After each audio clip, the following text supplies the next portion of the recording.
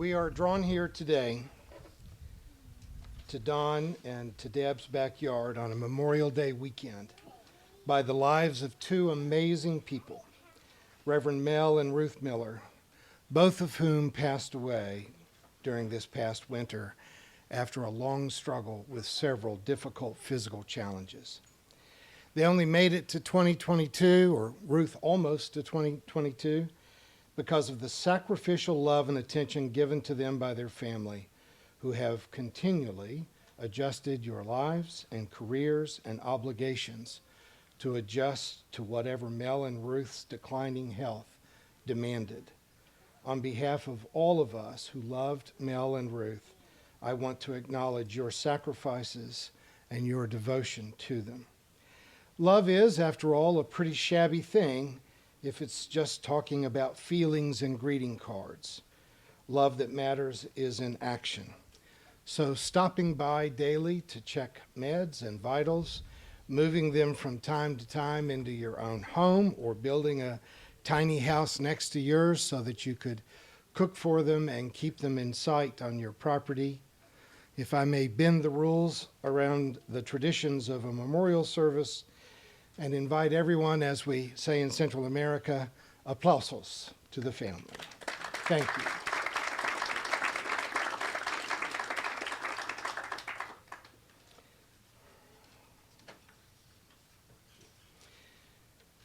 Many of the spiritual and moral leaders of the era that we have served in, when both Mel and I were serving as pastors, didn't get to live long enough to become a burden to their family. Martin Luther King died when he was 39. Many of the spiritual and moral leaders of our time just didn't get to get old. Not Malcolm X, not the Kennedys, or even the famous monk Thomas Merton. But even still, as something of a student of religious biography, I can say that none of those people were especially easy to be around, especially to their immediate family. The family who lived near Mel and Ruth over these past 15 years have certainly been in the front line of service.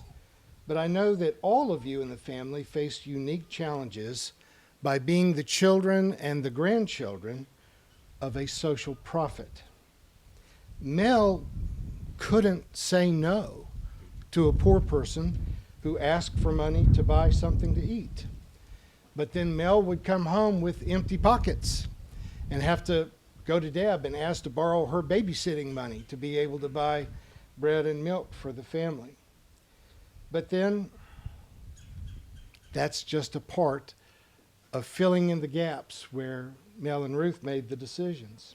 I also adopted interracially and suffered discovering just how racist some of the members of my family and my congregation were.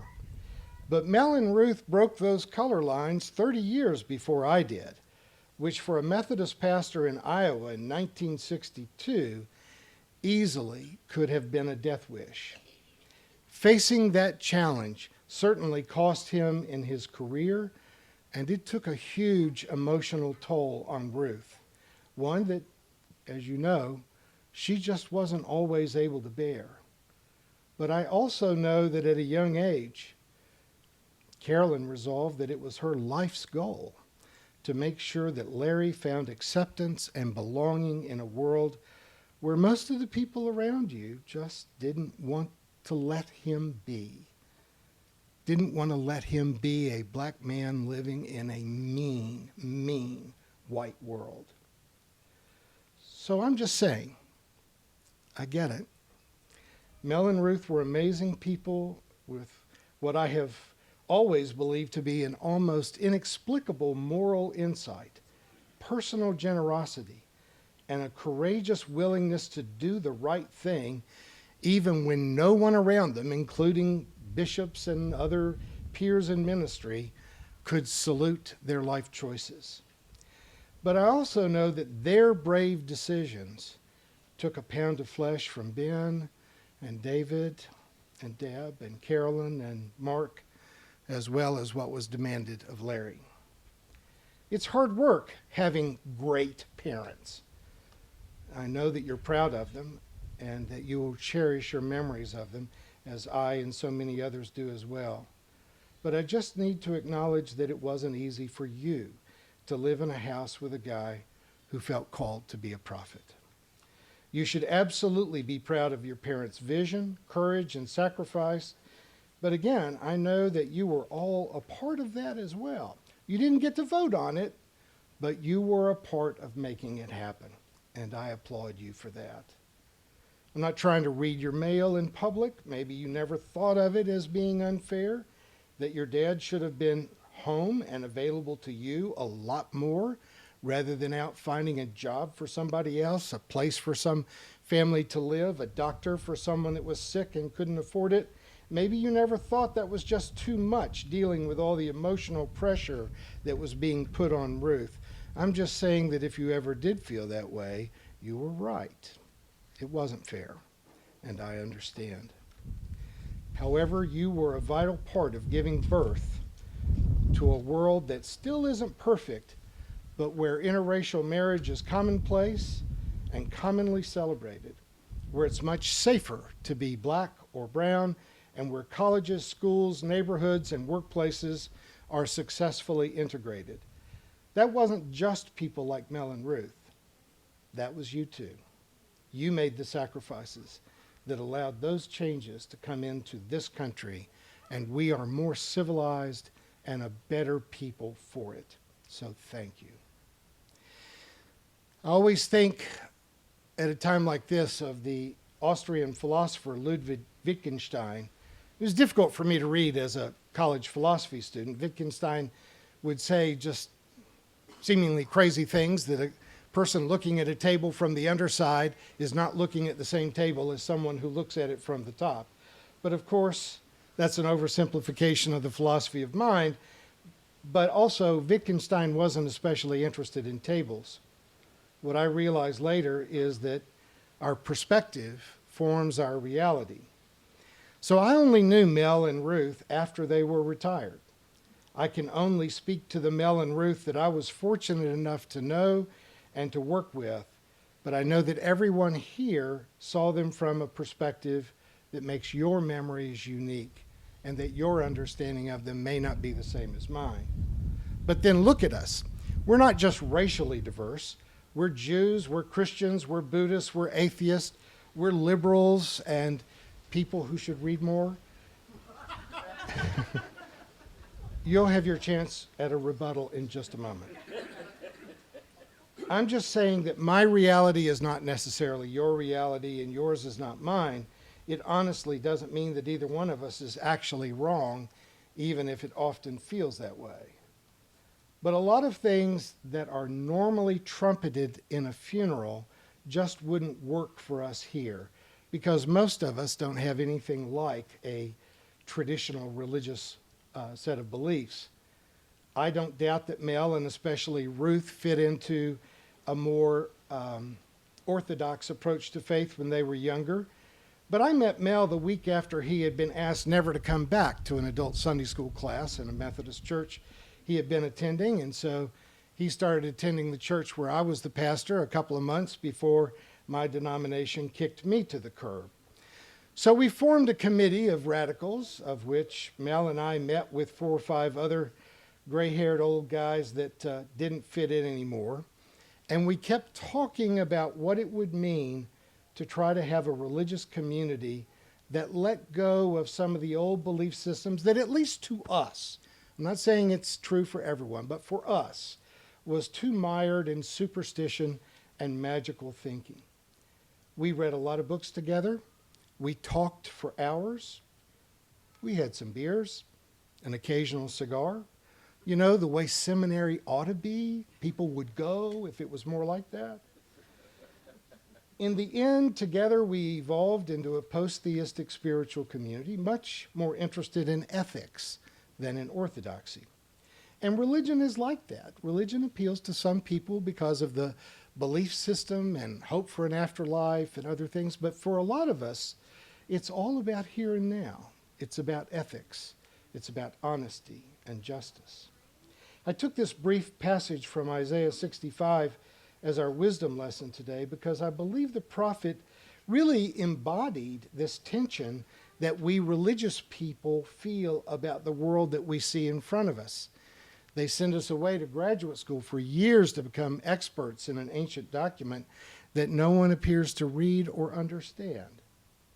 Isaiah had the unique challenge of trying to talk to a group of several thousand slaves and ask them to give up the familiarity and relative security of living in slavery in Babylon. Come and be free, walk back to Judah, and help us to rebuild your own nation. Now, you might think that's a pretty easy preaching task, but people can be funny. After 4 or 5 generations of slavery, they'd learned the language of Babylon, they'd married local girls, they'd gotten comfortable in an oppressive, cruel economic system, and they weren't sure that they could ever break free of it. If you don't know what I'm talking about, I can show you some neighborhoods right here in Springfield where they still live just like that, accepting an economic system that is killing them and afraid to leave it. So Isaiah has to convince them to leave the familiar, to return to a devastated land where they would have to struggle to start over, and frankly, most of them didn't want to go. So Isaiah fell back on what tools we preachers have. He started with our best one, fear. He threatened them, told them what God would surely do to them if they didn't come along. And then in classic homiletics 101, he exaggerated like crazy about how great life was going to be for the people who came with him. Why they would run and never get tired. They would live to be 100 and never cry a single tear. Heck, even lions are going to eat straw. Isaiah was a preacher and a prophet and a poet, which means that exaggeration to the point of dishonesty was as natural to him as listening to an empty-handed fisherman. So some of what he said sounded downright otherworldly, at an era when the Hebrews didn't have any beliefs in an afterlife. But he would talk about how great it was going to be when they got back to Judah, and he made it sound almost like heaven.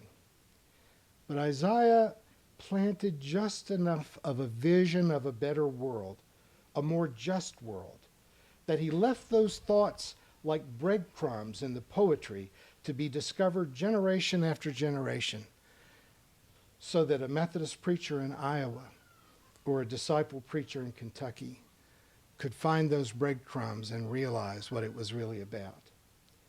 It's almost like looking at a Where's Waldo puzzle. You can't see Waldo until you see Waldo. And once you see Waldo, every time you look at that puzzle, your eye goes straight to it. You can never not see it. I don't know why this has been so hard for so many church folk to see, but the prophet is speaking to people who have been captured in generations of slavery.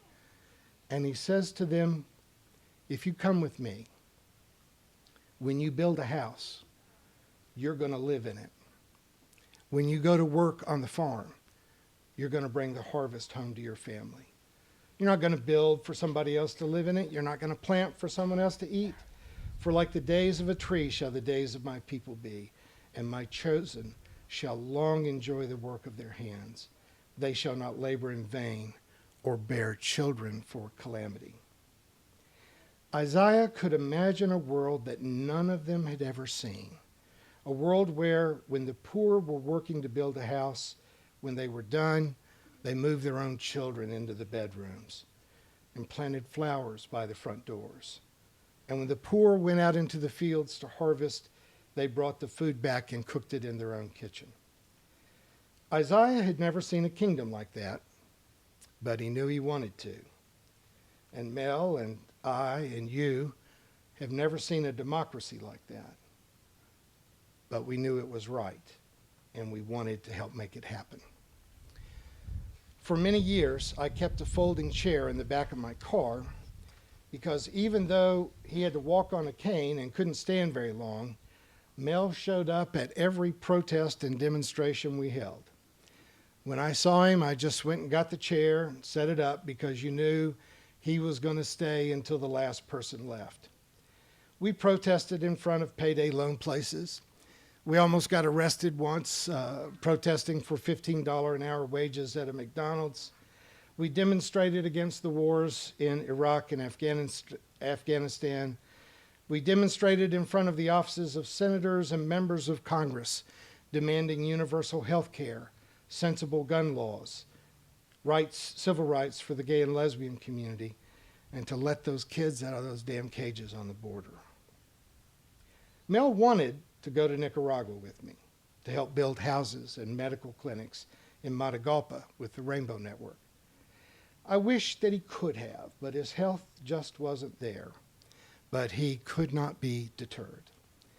We always gathered shoes to send to the children who lived in the jungle. Some of the worst injuries I've seen down there, and Keith Jaspers, the founder of the Rainbow Network, is here. And remember that day we went to meet President Bolaños, and we stopped at a clinic, and a little girl that had walked barefoot in their mud-floored houses where the animals wander in and out, her leg was going to have to be amputated from the infection. And so not having shoes for those kids was a big deal.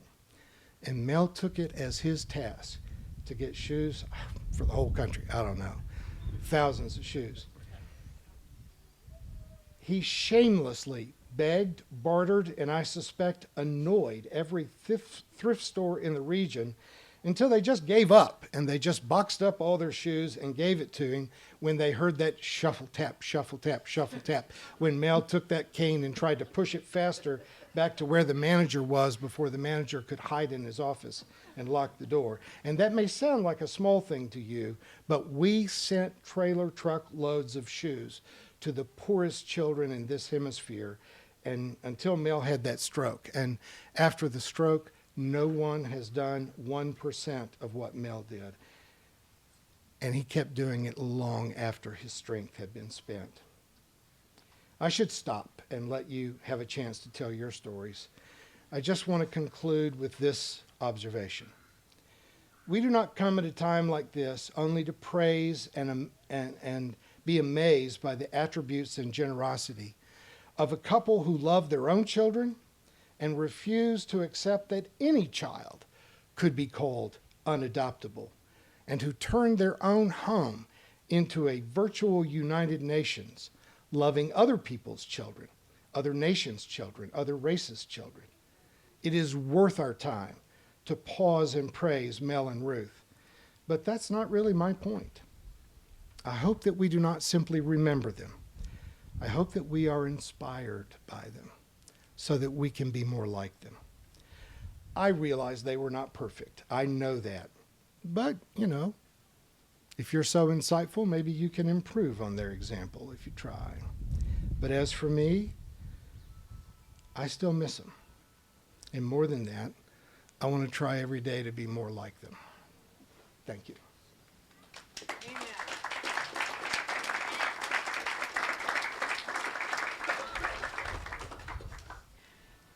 In thinking about my parents, I was afraid I would not have that much to say about my mother. After all, it was with my dad that I sat for so many hours in the last 12 years, asking questions and transcribing his stories as he detailed for me not only growing up in Sherrill, Iowa in the 20s and 30s, but also giving me a glimpse of what it was like to live in a parochial, religiously strict community and then grow up to break away from those ideas. He did something unthinkable in a community of farmers, factory workers, and food processors. He wanted to study, philosophize, and go to college. And he endured ridicule and contempt for believing he was called by God to continue his education at Garrett Theological Seminary. Growing up, he was considered the weakling of his family, but it was surviving rheumatic fever that gave him his first hint that God had a higher purpose for him. But what made his ideas possible gave him the courage to pursue education, supported and sustained him, were his parents. They knew their eldest son was an outlier in the community, but they encouraged him to pursue his path, and I dare say were even eventually proud of his chosen profession of minister, even though they knew he would barely make enough to support any aspirations of a family of his own. My father's profession didn't seem that helpful to us kids growing up. He was busy. We'd see him dashing in to change his shirt for a funeral, grab a piece of toast, and be on his way. The nearest hospital or nursing home might be a 45-minute drive away, so he was always late coming home for family dinners. When he did finally join us at the table, his first question was, "Did you say a blessing or just dive in like heathens?" But he already knew the answer. Then he'd be off to meetings. He was always the last to leave the church at night, staying to turn down the heat and lock up after the board, choir, scouts, or Weight Watchers had met. But he did give our family unique experiences for which, in hindsight, I am mostly very grateful. Offering up the parsonage to parents and siblings of prisoners who were visiting loved ones in the Anamosa State Penitentiary, sheltering for weeks or months the occasional troubled teenager, or the single man in the throes of a nervous breakdown, or offering food and clothing to the vagabonds who regularly showed up from the rail yards nearby. I believe each of Mel's 6 children experienced his absent busyness. One exception for me was a night when I was in the 6th grade. Mel arrived home late one night to find me still at the dining table working on a social studies report. He saw that I was distraught and asked me what was wrong. We never asked for help with our homework. He was surprised that I was taking so long with mine. I told him I wanted my report to be good, and it wasn't. He offered to read it. And then he did something remarkable. He gave me his time.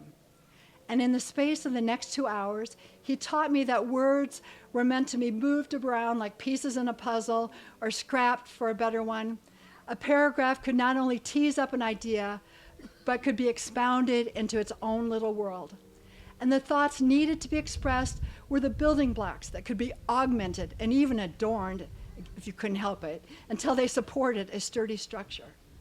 Mel went off to bed, and I continued to toy with my report until well past midnight. I fell asleep feeling proud of what I had written. That night, Mel taught me the fundamentals of writing that had eluded me and have served me well enough over the years. While thinking about this writing episode with my father, I realized that, of course, I have lots to say about my mother, because my mother was there, in the house and at the dinner table, and present enough that we could intimately learn her frustrations and aspirations, and I breathed them in. And I wanted what she wanted. And I knew what she wanted, and I grew to want that too. Ruth loved children, and she wanted them. She found what she needed in this regard with the family of 4 she birthed in quick succession, the 2 adopted children who completed our family a few years later, and a succession of foster children and eventually grandchildren and great-grandchildren. Ruth loved beauty and strove to make even the homeliest of parsonages into a home that reflected, as best she could, her sense of design and style. Cut flowers adorned our dinner table. The table was always set with the best that she could offer, cloth napkins on the left and glasses and cutlery where God meant them to be. She loved to garden, and while that eluded me for a while, it didn't my sister. Flowers and vegetables were equally beautiful and precious. She acted. Her career was cut short when Mel was forced to leave the church in Waverly, and the cultural advantages of living in a college town were denied her. But I have memories of her coming home in theatrical makeup and seeing some of her costumes, including a nun's habit. Incredible. I was in awe. Ruth was shaken to the core by the murder of Martin Luther King Jr. in April 1968. But the horror of it helped her find her political voice. She became a Democratic caucus chairwoman, a lonely liberal voice in small-town Iowa. In late June of that year, she attended the historic Iowa Convention in Des Moines as a representative from Jones County. Eugene McCarthy was her man, but she saw Hubert Humphrey, Edwin Muskie, and a young Teddy Kennedy who was trying to keep the Kennedys' name alive after Robert's murder earlier that month.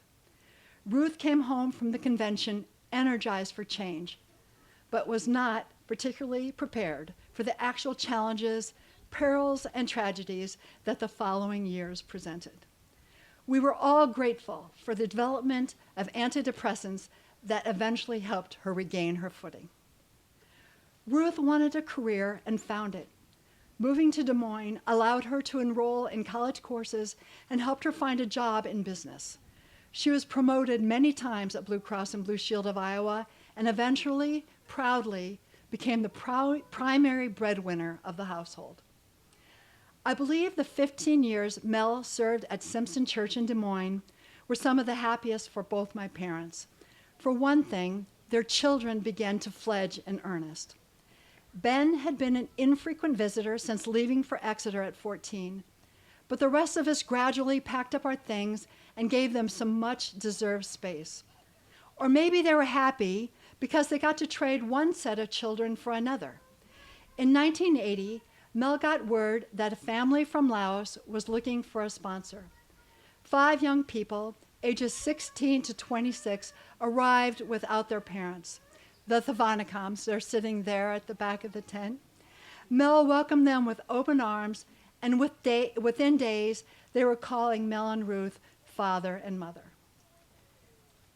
They wisely chose to spend their early retirement years in Burlington, where Deb and Don helped them find an earth-sheltered home with an interior courtyard that perfectly suited Mel's interest in renewable, sustainable energy and Ruth's desire for even more garden space. And even though Mel continued preaching as an itinerant minister or occupying a pulpit or several throughout their Burlington years, he wasn't as busy. Ruth and Mel had time to garden together on this huge property with woodlands, pond, meadow, and yard that allowed Mel to be a farmer and Ruth to have the playground she had always wanted to tend. In Burlington, Ruth also found the best friend that had eluded her for so many years. They went on retreats, helped care for each other's children, and as couples, Marilyn and Gerald Lancaster became wonderful travel companions. Together, the foursome traveled to the far corners of the United States, and after Mel and Ruth moved to Missouri, they continued their holidays together in Branson, where the Lancasters generously invited them to enjoy their timeshare, making it possible for Mel and Ruth to still get away. Mel and Ruth made very wise decisions regarding their retirement, and their next brilliant move was to Springfield. Yes, Deb and her family lived there, and yes, out of 6 children, it was Deb they consistently set their sights on. I tried to lure them to share my world, but I guess my motto of living life by the seat of my pants didn't suit. And the first brilliant thing that Deb did when they moved to Springfield was to find them a baby in need of daycare to love and nurture. Landon soon became the grandchild they had always wanted. Mel and Ruth were thrilled to have a baby that now that they were retired, they could finally fully enjoy and care for together. Landon was, and by all counts still is, and I think he may be here,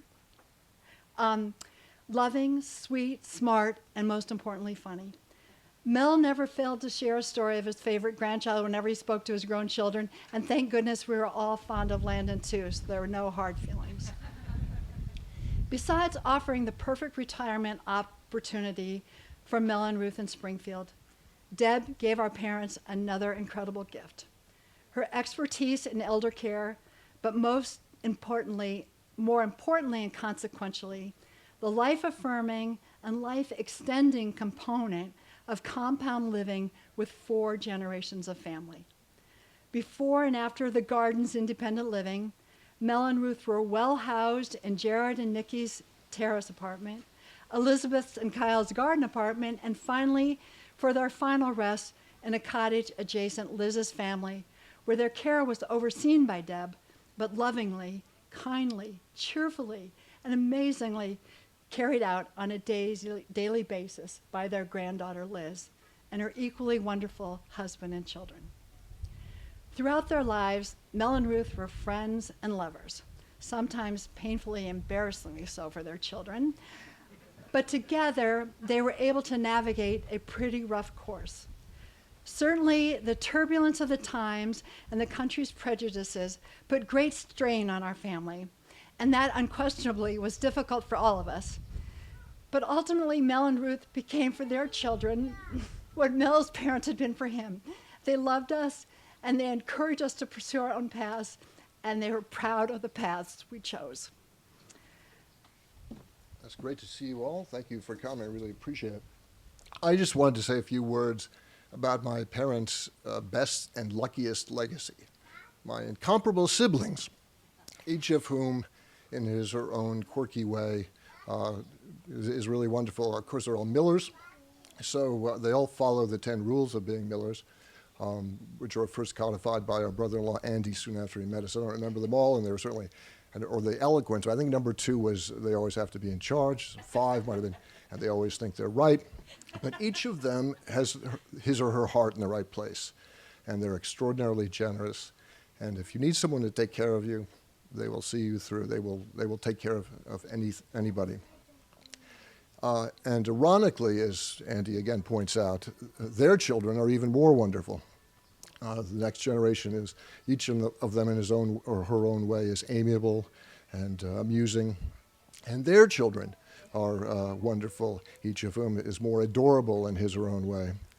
Roger pointed out at the beginning, when they died, that they were unfortunate in the timing of their deaths. They both lived a few years too long. But they could not have been luckier, as people have alluded to, in where they died, in a custom-built, cozy cottage right next to Liz's doorstep, where they could see flowers and fields out their window and from their porch, and little kids, Liz's family, bounding in and out with cheerful enthusiasm all day with food, and Liz coming to take care of, get them out of bed and dress them, and the kids bouncing in with food and mail. And her family learned more about life and death than most kids do in a lifetime. And so Liz and Kyle, along with Deb and Don, just, one can't say enough. But their kids, can't say enough about them. Eliana and Ian played fully adult roles in taking care of the most intimate caretaking. And Emma Grace organized their anniversaries and birthday parties with the decorations and the cake and the presents, and little Judah, a little ball of energy and enthusiasm, would bounce in and out all day long. And they were also very lucky in the way that they died, which was the very best way that my siblings could imagine, could create, could manage. In their own beds, surrounded by their friends and family. All of their children were there in the last few days. Many of their dearest and closest friends came to see them, the Stefanicams, Landon and his family, Roger and his crew. Someone was with them when they died. It could not have been a more thoughtfully managed death. And the morning that Ruth died, she was still there, just freshly happened. The kids came in separately. Emma Grace came in silently. She knew that there were no appropriate words. Just slid under her grandfather's bed and nestled her head on his shoulder. Just could not have been, the whole family could not have been sweeter. So I want to thank Liz and Deb, Don and Kyle for all that they did, and my other siblings and Liz's other children, and thank all of you who have gave them the best end of life that one can imagine. Thank you.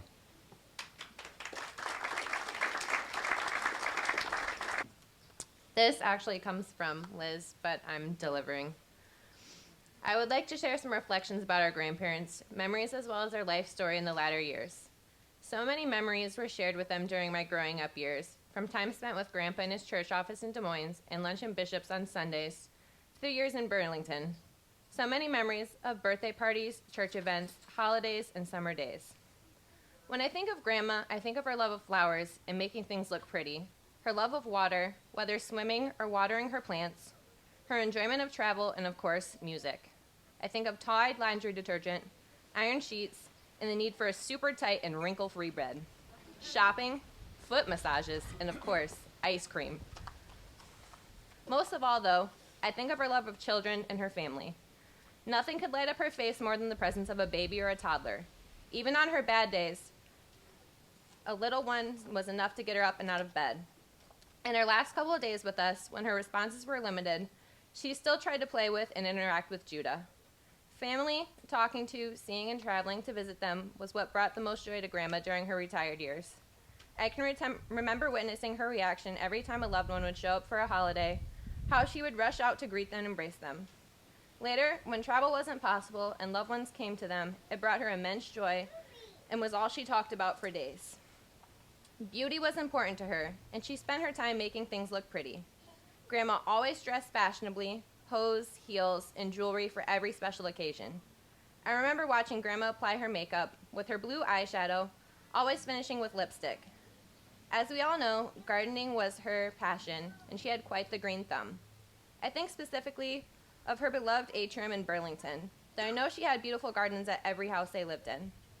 The time she spent first thing in the morning going out to the atrium in her pajamas, watering and clipping was a wonderful therapy for her. There was rarely a time when a few of those blooms weren't present in their home, gracing a table. Setting and arranging the table, from the selection of linens to the candles and the tableware, was something that was important to Grandma, and most times her focus more than the menu. The ambiance she created was special and appreciated by her guests. Grandma's lemon meringue pie was a specialty perfected by her. Her sky-high meringue was always beautiful and artfully done, not to mention the delicious tartness of the filling. Nothing like it, and no one could do it better. Ice cream. If you knew Grandma, you knew her favorite food was ice cream. You could not take a trip without her hinting or insisting that we had to stop for ice cream somewhere. No matter how full she was after her meal, if mention was made about ice cream, her eyes would light up like a child's. Due to her lactose intolerance, ice cream was somewhat limited until the discovery of lactose-free ice cream, a true game changer for all of us, where she could have it every night, and did, if we had it.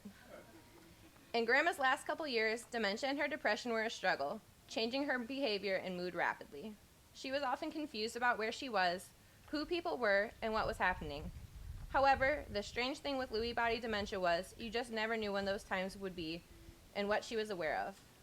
I found that evenings were actually her best times, when she was most aware and would want to visit or stay up and watch a PBS special or a singing program. I always knew Grandma was happy if she had a song on her lips, singing a long-remembered tune sparked by a memory from a dream, some words spoken, or singing something that prompted a song. Her repertoire of music was amazing.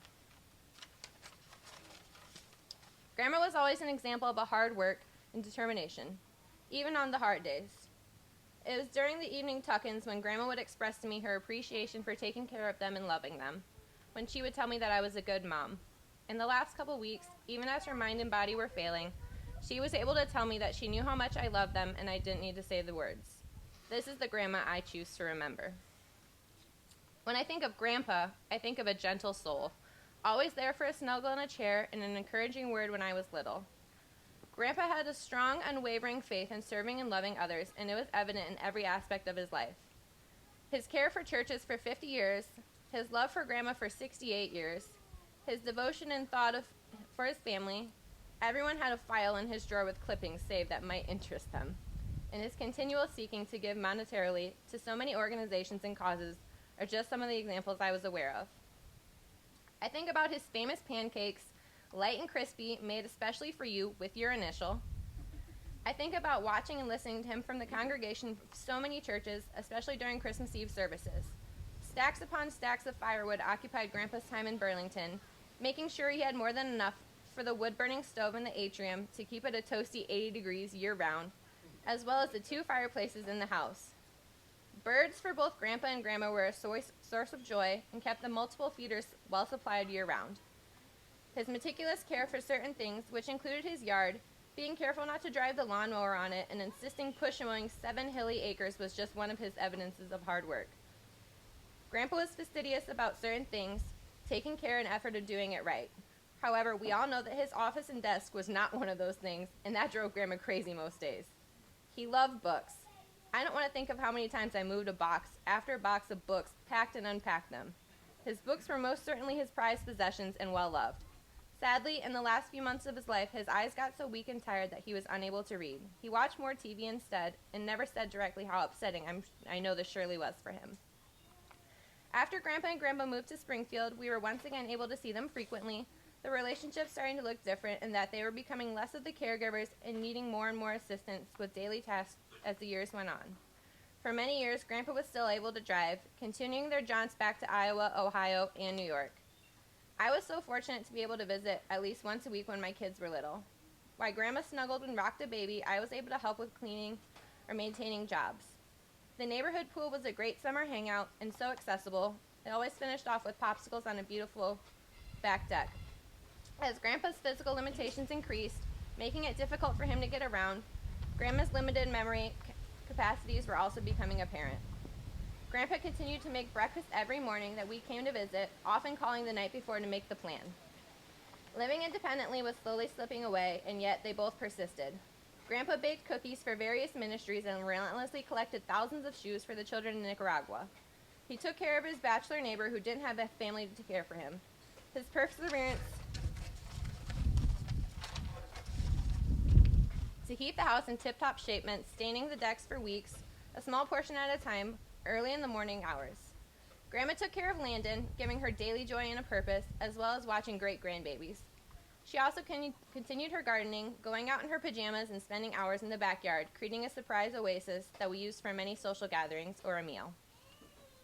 When Grandpa and Grandma decided that it was time to give up their independence, it came as quite a surprise to us all, but I'm sure it was a decision not made lightly.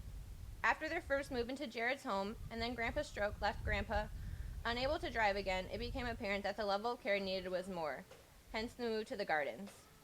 Grandpa and Grandma enjoyed their 3+ years at the Gardens until COVID left them locked in their room unable to socialize, which was their favorite aspect of living there. While at the Gardens, they received many visitors, some of them even staying in an empty room at the Gardens and enjoying meals with them. The kids and I frequently had a meal with them, and after Judah was born, we went weekly to help them cheer up Grandma and the other residents. Grandma and the kids enjoyed the indoor swimming pool, and the residents enjoyed watching them all swim. Grandpa gave Judah rides up and down the hallways on his scooter, which entertained them both immensely. Grandma's memory and overall disposition had taken a major downturn during the COVID lockdown, and Grandpa, at 96, was not able to care for her the way he would have liked. We made a quick decision to move them in with my family, and then had their cottage built for them, where they lived the remaining year and a half of their life. I honestly can say, during that time, I rarely heard Grandpa say a negative word, always thinking positively about most situations, when most in his limited circumstances might have been upset or frustrated.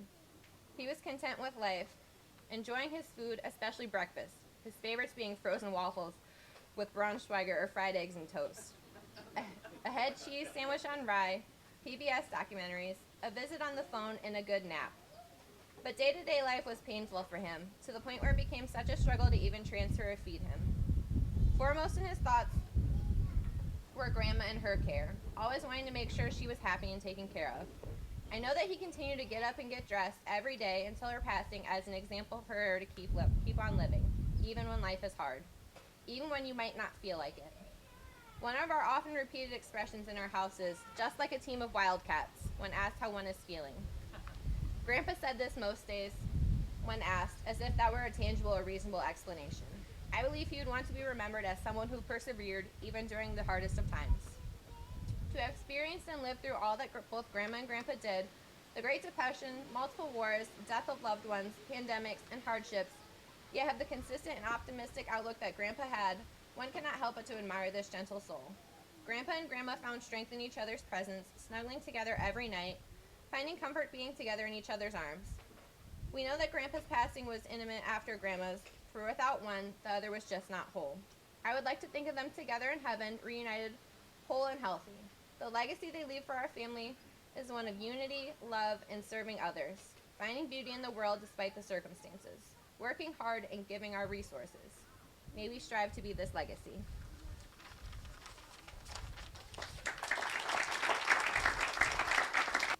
Like Carol said, we came here 1980 on the father sponsor us here. And I just want to say thank you so much for helping us here with your family. Father helping us and mother helping us settle in Des Moines. We have a good home there, and under their guidance, we have a good life in Des Moines. And we have like a good home. And we keep, even that they're moving with Debbie here, but we still keep communicate by phoning. I phone them once a while to ask them how they're doing, and we have a good conversation on the phone every time. And father always keep asking, when you coming? When you coming? And I said, okay, we will see you in summer, you know. But he's just like to have us with them. And many times in the past, we have came and, you know, visit him for 1 hour, 2 hours. And the last 2 times we came, and we enjoy spend time with him, and we talking about good memories we have together with Carol and Debbie and Ben and Jane at that day. And I enjoy see him like eating cheesecake. He like it, and then applesauce. Yes. Introduced him to pouches of applesauce. Yes, and then he's smiling is always with me, because we talk, we laugh, we have a good time together, and it's going to be always with me. That's his smile. And I know that Nit was with me the last time I saw him, and he grabbed both of our hands. He said, "This is what I wanted. I wanted my two families to be together and always stay in touch." And Yes, we you do will. a good job of that. I do a lousy job. Yes, and thank you so much for help us today, and father and mother. I thank you never enough for helping us to get a life here. Thank you.